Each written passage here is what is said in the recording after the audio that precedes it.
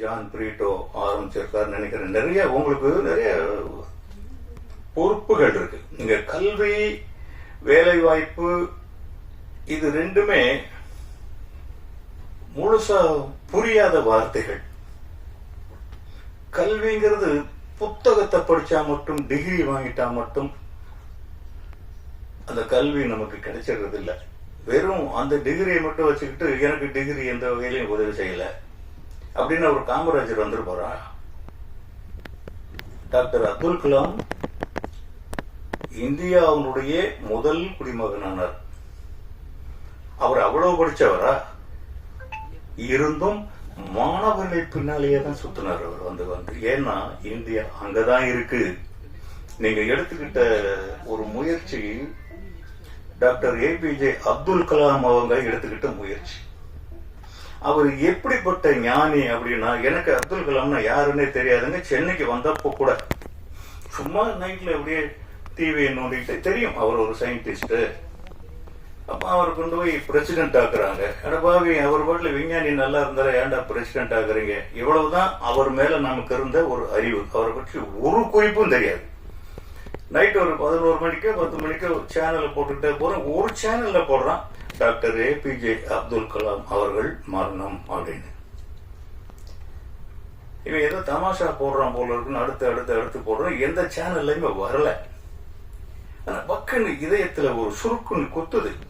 அவர் மேல எனக்கு காதல் கிடையாது, மதிப்பு கிடையாது, மரியாதை கிடையாது, அவருடைய வரலாறு கூட எனக்கு தெரியாது.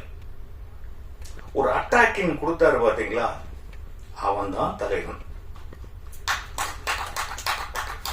இதுக்கப்புறம் எல்லா சேனலும் பாக்குறேன், வர வர வர வர அந்த நியூஸ் பெருசா போடுறாங்க. என்னை அறியாம என் கண்ணுல இருந்து கண்ணீர் வருது. அதுதான் தலைவன். அது மாதிரி காமராஜர் அவர் பெரும் தலைவர். இன்னைக்கு வரைக்கும் தலைவர்னா காமராஜர் மட்டும்தான். அவர் ஒருத்தர் மட்டும்தான். என் பிள்ளைகள்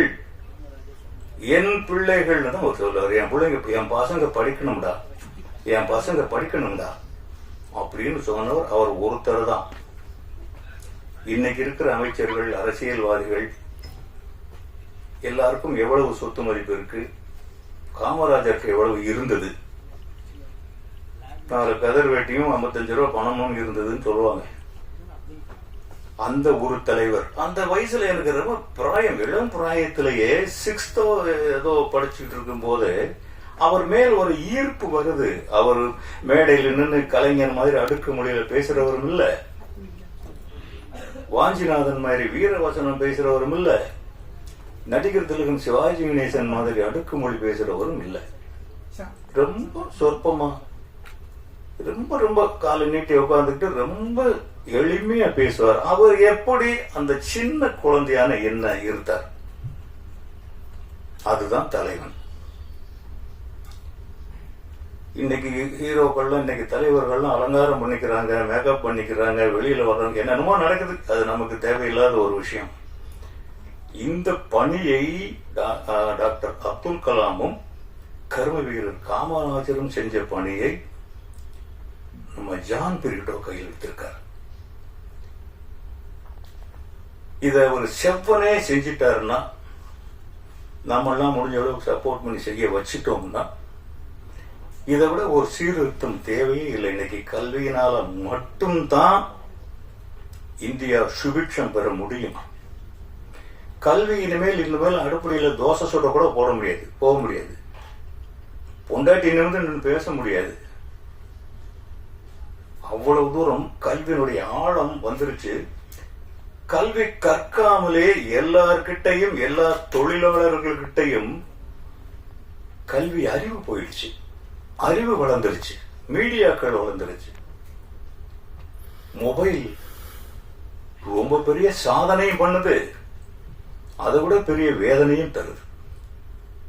அதுல இருந்துதான் இன்னைக்கு நிறைய கத்துக்கிறாங்க. அப்பா, அம்மா, அண்ணன், தம்பி, அக்கா, தங்கச்சி எல்லாம் சொல்றதை விட இதுதான் அவங்களுக்கு அட்ராக்ஷன். இந்த போட்டியில இந்த அக்னிச்சிறகுகள் அமைப்பு, ஜான் பிரீட்டோ எப்படி இந்த சவாலை ஏத்துக்கிட்டாருங்கிறதே ரொம்ப பெரிய ஆச்சரியமா இருக்கு. ஒரு ரொம்ப பெரிய உந்து சக்தி இல்லாமல் ஜான் பிரீட்டோ ஆரம்பிச்சிருக்காரு நினைக்கிறேன். நிறைய உங்களுக்கு நிறைய பொறுப்புகள் இருக்கு. நீங்க கல்வி, வேலை வாய்ப்பு, இது ரெண்டுமே முழுசா புரியாத வார்த்தைகள். கல்விங்கிறது புத்தகத்தை படிச்சா மட்டும், டிகிரி வாங்கிட்டா மட்டும் அந்த கல்வி நமக்கு கிடைச்சிடுறது இல்லை. வெறும் அந்த டிகிரியை மட்டும் வச்சுக்கிட்டு எனக்கு டிகிரி எந்த வகையிலையும் உதவி செய்யல அப்படின்னு அவர் காமராஜர் வந்துருப்பாரா? டாக்டர் அப்துல் கலாம் இந்தியாவுடைய முதல் குடிமகனானார். அவர் அவ்வளவு படிச்சவரா? இருந்தும் மாணவர்கள் பின்னாலேயே தான் சுத்தினார் அவர் வந்து ஏன்னா இந்தியா அங்கதான் இருக்கு. நீங்க எடுத்துக்கிட்ட ஒரு முயற்சி டாக்டர் ஏபிஜே அப்துல் கலாம் அவங்க எடுத்துக்கிட்ட முயற்சி. அவர் எப்படிப்பட்ட ஞானி அப்படின்னா, எனக்கு அப்துல் கலாம்னா யாருன்னே தெரியாதுங்க. சென்னைக்கு வந்தப்போ கூட சும்மா நைட்ல அப்படியே டிவியை நோண்டிட்டு தெரியும் அவர் ஒரு சயின்டிஸ்ட். அப்ப அவர் கொண்டு போய் பிரசிடென்ட் ஆக்குறாங்க. எடப்பாவி அவர் பாட்டுல விஞ்ஞானி நல்லா இருந்தால ஏன்டா பிரசிடென்ட் ஆகுறீங்க? இவ்வளவுதான் அவர் மேல நமக்கு இருந்த ஒரு அறிவு. அவரை பற்றி ஒரு குறிப்பும் தெரியாது. நைட் ஒரு 11 மணிக்கோ 10 மணிக்கோ சேனல்ல போட்டுக்கிட்டே போறோம். ஒரு சேனல்ல போடுறான் டாக்டர் ஏபிஜே அப்துல் கலாம் அவர்கள் மரணம் அப்படின்னு. இவன் ஏதோ தமாஷா போடுறான் போல இருக்குன்னு அடுத்து போடுறான். எந்த சேனல்லையுமே வரல. ஆனா பக்குன்னு இதயத்துல ஒரு சுருக்குன்னு குத்துது. அவர் மேல எனக்கு காதல் கிடையாது, மதிப்பு கிடையாது, மரியாதை கிடையாது, அவருடைய வரலாறு கூட எனக்கு தெரியாது. ஒரு அட்டாக்கிங் கொடுத்தாரு பாத்தீங்களா, அவன் தான் தலைவன். இதுக்கப்புறம் எல்லா சேனலும் பாக்குறேன், வர வர வர வர அந்த நியூஸ் பெருசா போடுறாங்க. என்னை அறியாம என் கண்ணுல இருந்து கண்ணீர் வருது. அதுதான் தலைவன். அது மாதிரி காமராஜர் அவர் பெரும் தலைவர். இன்னைக்கு வரைக்கும் தலைவர்னா காமராஜர் மட்டும்தான். அவர் ஒருத்தர் மட்டும்தான். என் பிள்ளைகள் தான் அவர் சொல்றாரு. என் பிள்ளைங்க, என் பசங்க படிக்கணும்டா அப்படின்னு சொன்னவர் அவர் ஒருத்தர் தான். இன்னைக்கு இருக்கிற அமைச்சர்கள், அரசியல்வாதிகள் எல்லாருக்கும் எவ்வளவு சொத்து மதிப்பு இருக்கு, காமராஜருக்கு எவ்வளவு இருந்தது. 4 கதர் வேட்டியும் 55 ரூபாய் பணமும் இருந்ததுன்னு சொல்லுவாங்க. அந்த ஒரு தலைவர். அந்த வயசுல எனக்கு ரொம்ப பிராயம், இளம் பிராயத்திலேயே 6th ஏதோ படிச்சுட்டு இருக்கும் போது அவர் மேல் ஒரு ஈர்ப்பு வருது. அவர் மேடையில் நின்று கலைஞர் மாதிரி அடுக்குமொழியில பேசுறவரும் இல்ல,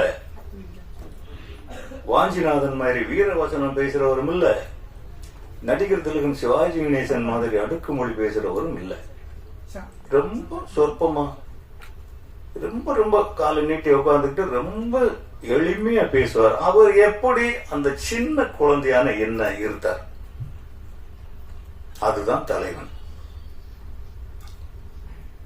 இன்னைக்கு ஹீரோக்கள்லாம், இன்னைக்கு தலைவர்கள்லாம் அலங்காரம் பண்ணிக்கிறாங்க, மேக்கப் பண்ணிக்கிறாங்க, வெளியில வர்றாங்க, என்னென்னமோ நடக்குது. அது நமக்கு தேவையில்லாத ஒரு விஷயம். இந்த பணியை டாக்டர் அப்துல் கலாமும் கர்ம வீரர் காமராஜரும் செஞ்ச பணியை நம்ம ஜான் பிரீட்டோ கையில் எடுத்திருக்கார். இத ஒரு செவ்வனே செஞ்சிட்டாருன்னா, நாம எல்லாம் முடிஞ்ச அளவுக்கு சப்போர்ட் பண்ணி செய்ய வச்சுட்டோம்னா, இதை விட ஒரு சீர்திருத்தம் தேவையே இல்லை. இன்னைக்கு கல்வியினால மட்டும்தான் இந்தியா சுபிட்சம் பெற முடியும். கல்வி இனிமேல் அடுப்படியில தோசை சுட கூட போக முடியாது. பொண்டாட்டி நிமிர்ந்து பேச முடியாது. அவ்வளவு தூரம் கல்வியினுடைய ஆழம் வந்துருச்சு. கல்வி கற்காமலே எல்லார்கிட்டையும், எல்லா தொழிலாளர்கள்கிட்டையும் கல்வி அறிவு போயிடுச்சு. அறிவு வளர்ந்துருச்சு, மீடியாக்கள் வளர்ந்துருச்சு. மொபைல் ரொம்ப பெரிய சாதனையும் பண்ணுது, அதை விட பெரிய வேதனையும் தருது. அதுல இருந்துதான் இன்னைக்கு நிறைய கத்துக்கிறாங்க. அப்பா, அம்மா, அண்ணன், தம்பி, அக்கா, தங்கச்சி எல்லாம் சொல்றதை விட இதுதான் அவங்களுக்கு அட்ராக்ஷன். இந்த போட்டியில இந்த அக்னி சிறகுகள் அமைப்பு ஜான் பிரிட்டோ எப்படி இந்த சவாலை ஏத்துக்கிட்டாருங்கிறதே ரொம்ப பெரிய ஆச்சரியமா இருக்கு. ஒரு ரொம்ப பெரிய உந்து சக்தி இல்லாமல்